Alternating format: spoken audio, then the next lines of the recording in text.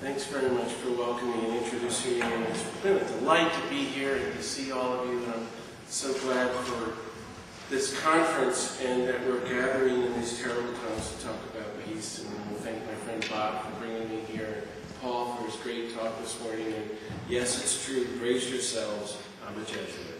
I don't hold it against you. I'm 45 years old and been involved, like all of you, many years, probably 25 years, working for peace and justice and causing trouble.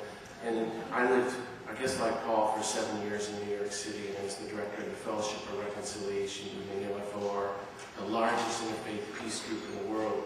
And then when September 11th happened, I got really involved in that, and the Red Cross asked me to be the coordinator of all the chaplains working at the Family Assistance Center, ministering to 50,000 relatives who were grieving. And while I was doing that, I was organizing against the war in Afghanistan. This didn't go over very well with the Jesuits. And they kicked me out of New York, and they said, which is typical of my life story, you're always in trouble. I figure if you're not in trouble, you're not doing anything. That's my positive way. In Christian language, Dorothy Day actually said that the measure of your discipleship is how much trouble you're in. That's pretty scary. So they said you can go anywhere in the country, but you have to leave. So I thought I'd up the ante. And I picked the poorest place in the country. Do you know where it is now, according to the 2000 census? New Mexico. #1 in poverty, #1 in nuclear weapons, #1 in military spending, #1 in suicides. And it's the last place also with this, the land is so beautiful, this kind of mystical landscape. I think the last vestige of, if you will, a native spirituality between the Native Americans and the Hispanic Catholics. It's this weird, beautiful, terrible place. And I had said I would take one little tiny church there, and then I would keep working for peace. Well, they're so desperate, they gave me 5 parishes like this and 4 missions. And then I hit the ground running, and then the war was breaking out, and I started speaking out against the Iraq war, and I got in a lot of trouble. And I don't know if you heard what happened to me about a year and a half ago. One morning, it was announced that I lived way out in the boondocks in the desert. You can't even imagine what it's like. They announced that the National Guard for northeastern New Mexico was going to Iraq and the following week.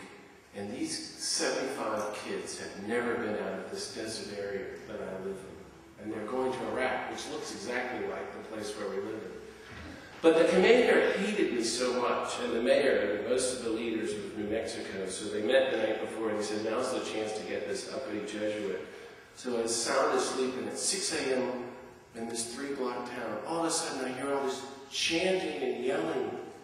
And it's the 75 soldiers from the 515 local battalion walking around the block where I live with the church and the rectory, just like this church, shouting war slogans like, World War I. Swing your guns from left to right. You can kill those guys. And I woke up. Wow, things are so bad. And they're just trying to rev up support for the war in this 3-block town. And the desert is so quiet, and this woke everybody up. An hour went by, and we're marching around. Suddenly it got really loud. And I looked out the window, and there they are, lined up in front of my house. It was all about me. And they're chanting the slogan of the 515 battalion. 1 bullet, 1 kill. But because they were out of sync, they hadn't practiced, it came out, kill, kill, kill. I mean, this is the future. You have a local military unit taking on a private citizen in our country, much less the Catholic priest at the church. What do you do, friends? I said, I got to do something. I walked out in the middle of the street, in the middle of the 75 soldiers, and I said, excuse me, in the name of the God of peace, I order all of you to quit the military, not to go to Iraq, not to kill anybody, not to get killed, disobey your orders, follow the nonviolent Jesus who says, love your enemies, because God doesn't bless war, God doesn't support war, so stop all this nonsense, go home and go to bed, and God bless you all.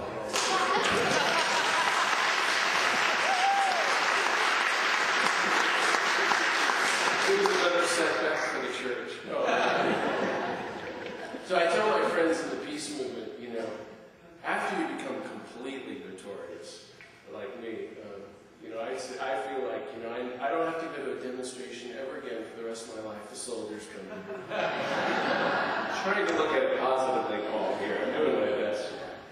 Michael Moore. Michael Moore called and had heard about this story. He says, I'm making this little documentary called Fahrenheit 9/11, which I thought was a really funny title at the time. And he said, we're going to come and we're going to film you talking in front of the house, and then we're going to go to the armory 7 miles down. And he was going to knock on the door with the camera with me there, and he was going to say to them, why are you bothering poor Father John? But I guess he found out that I was too notorious. That wasn't good enough. Anyway, I wanted to tell you that story because that's kind of where I'm coming from, moving out in the desert like you, causing trouble. And for me, when I look at the world, I think of the great holy prophet sent by the God of peace and justice to us. He's our prophet. And the night before, you remember, our government killed him. Martin Luther King Jr. said in Memphis, I've been to the mountaintop, and I've looked over, and I've seen the promised land. And I want you to know that we as the people will get the promised land. You all remember that famous speech by the holy prophet.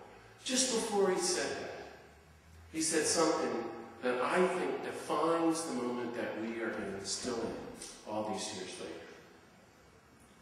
He said the choice is no longer violence or non-violence. It's non-violence or non-existence.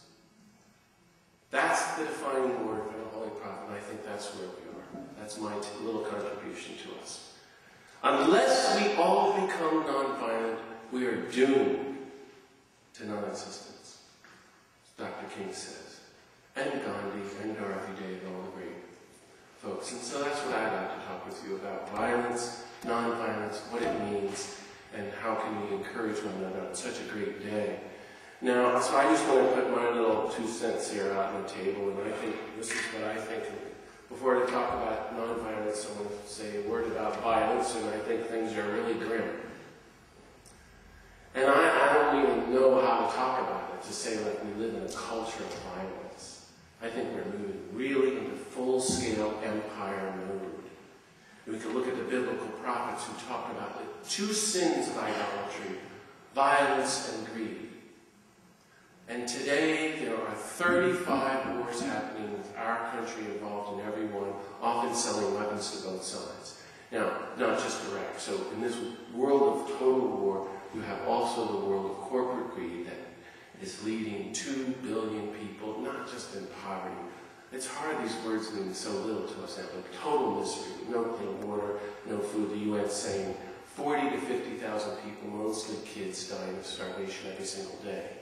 This is the reality that we are in as we do this work.